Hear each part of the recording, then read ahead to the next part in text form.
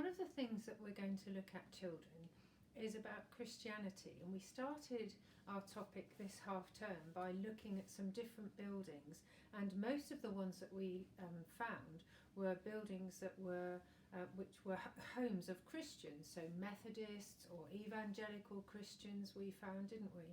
So we're going to look a little bit today about what Christians believe, and Christians are people who follow Christ, because the word Christians has got Christ in it, hasn't it? And people who are Christians are people who believe in Jesus. So Christ is another name, another word for the name Jesus. It's the same person. Some people will call him Christ, or his name was Jesus, but he was the Christ. So the book that Christians believe and they read is called the Bible, which we have looked at a little bit. This is a Bible that I have at home. It's actually a children's Bible, but I do have an adult's Bible as well, it's exactly the same, but the children's Bible has pictures in it, as you can see. It's got some little pictures there. And the question that we're going to look at today and we're going to read the Bible to see what the Christians believe, what people who follow Jesus believe about how the world began. Because some people believe that the world began by lots of gases coming together and in the sky or somewhere, and they created a big bang, which is something that we will look at another time. But Christians believe that there is a God, something that is a heavenly being, which is not a human being like us, but a creator God who created the world, and who not just created Earth, the Earth that we're on, but he created the whole universe, the galaxies and the Milky Way and all the planets that we looked at last term, Jupiter, Mars, Saturn, the moon, and everything that you can see. That Christians believe that God created that out of nothing.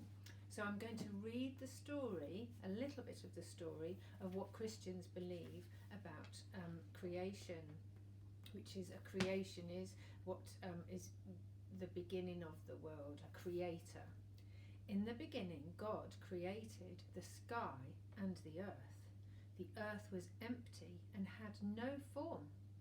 Darkness covered the ocean, and God's Spirit was moving over the water. That's not a spooky thing, it's God's Spirit was just God, the Spirit of God was moving across the water. And then God said, "Let there be light," and there was light. God saw that the light was good. So he divided the light from the darkness, and God named the light day, and the darkness he named it night. Evening passed and morning passed, and this was the first day. Then God said, "Let there be something to divide the water in two." So God made the air to divide the water in two.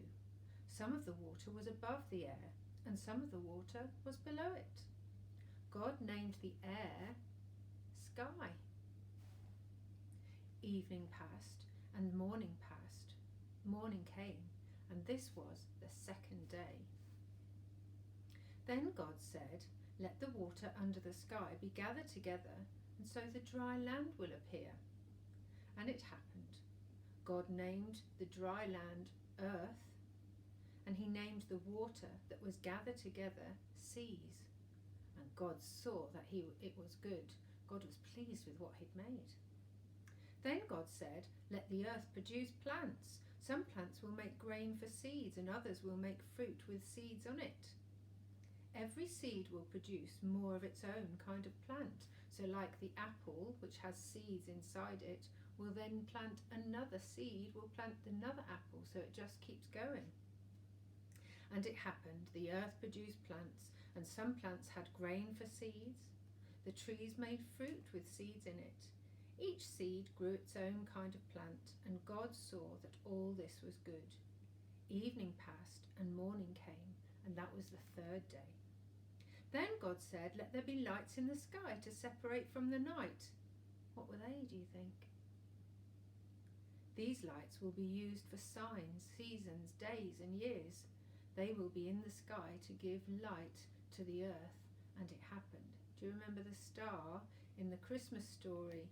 That gave seasons, didn't it? A sign, didn't it, to the wise men? So God made two large lights. He made the brighter light to rule the day, which is the sun, and he made the smaller light to rule the night, which would be the moon. He also made the stars. God put all these in the sky to shine over the earth. They are to rule over the day and over the night. He put them there to separate the light from the darkness. God saw that all these things were good. Evening passed and morning came, and this was the fourth day. Then God said, "Let the water be filled with living things, and let birds fly in the air above the earth." So God created the large sea animals. He created every living thing that moves in the sea. The sea is filled with these living things. Each one produces more of its own kind. God also made every bird that flies, and each bird produces more of its own kind. God saw that this was good. God blessed them and said, "Have many young ones and grow in number. Fill the water of the seas and let the birds grow in number on the earth." Evening passed and morning came. This was the fifth day. Then God said, "Let the earth be filled with animals, and let each produce more of its own kind. Let there be tame animals, some crawling animals, and wild animals, and let each produce more of its kind." And that happened. So God made the wild animals, the tame animals, and all the small crawling animals to produce more of their own kind, and God saw that that was good.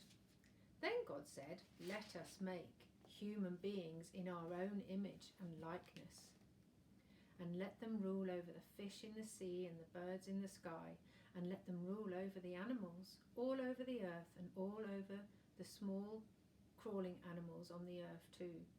So God created human beings in his own image. In the image of God he created them.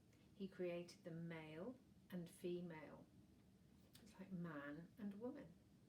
God blessed them and said, "Have many children and grow in number. Fill the earth and be its master. Rule over the fish of the sea and over the birds in the sky.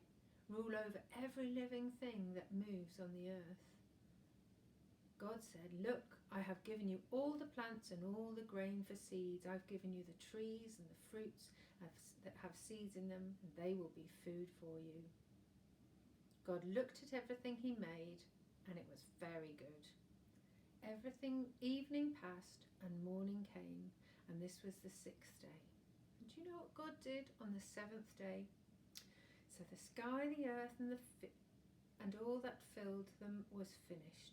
By the seventh day, God finished the work that he'd been doing. So, on the seventh day, he rested from his work. God blessed the seventh day and made it a holy day. He made it holy because on that day he rested. He rested from all the work he had done in creating the world. And that's from a book called the Book of Genesis, which means the beginning.